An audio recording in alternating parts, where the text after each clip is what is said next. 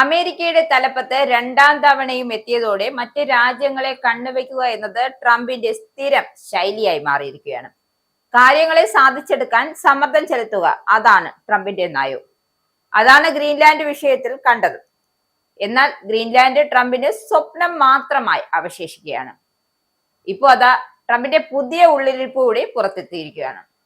ഇറാനിലെ സൈനിക നടപടികൾക്ക് പിന്നാലെ ക്യൂബയിലെ കമ്മ്യൂണിസ്റ്റ് സർക്കാരിനെ അട്ടിമറിക്കുമെന്ന പരസ്യ പ്രഖ്യാപനവുമായാണ് അമേരിക്കൻ പ്രസിഡന്റ് ഡൊണാൾഡ് ട്രംപ് രംഗത്തെത്തിയിരിക്കുന്നത്.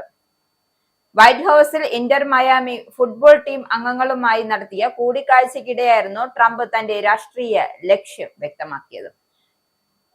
ക്യൂബയ്ക്കെതിരെ ശക്തമായ സാമ്പത്തിക ഉപരോധങ്ങൾ ഏർപ്പെടുത്തിയതിനും ഭരണകൂടത്തെ പ്രതിരോധത്തിലാക്കുന്നതിനും നേതൃത്വം നൽകുന്ന വിദേശകാര്യ സെക്രട്ടറി മാർക്കോ റൂബിയോ ട്രംപിനെ പ്രത്യേകം അഭിനന്ദിക്കുകയും ചെയ്തിരുന്നു. ജനുവരിയിൽ വെനസ്വേലയിൽ നടത്തിയ അധിനിവേശത്തിന് പിന്നാലെയാണ് ക്യൂബയെ സാമ്പത്തികമായി തകർക്കാനുള്ള നീക്കങ്ങളാണ് അമേരിക്കയിൽ നടക്കുന്നത്. ക്യൂബയുടെ പ്രധാന ഇന്ധന സ്രോതസ്സായ വെനസ്വേലയിൽ നിന്നുമുള്ള എണ്ണ ഇറക്കുമതി ട്രംപ് പൂർണ്ണമായും അങ്ങ് തടഞ്ഞു. ക്യൂബയ്ക്ക് ഇന്ധനം നൽകുന്ന രാജ്യങ്ങൾക്കെതിരെ കർശന ഉപരോധം ഏർപ്പെടുത്തുമെന്ന ഭീഷണിയും നിലനിൽക്കുന്നുണ്ട്. ഇത്തരത്തിൽ സാമ്പത്തികമായി ശ്വാസം മുട്ടിച്ച് ക്യൂബയിലെ നിലവിലെ ഭരണ സംവിധാനത്തെ താഴെ ഇറക്കാനാണ് അമേരിക്കന്റെ നീക്കം.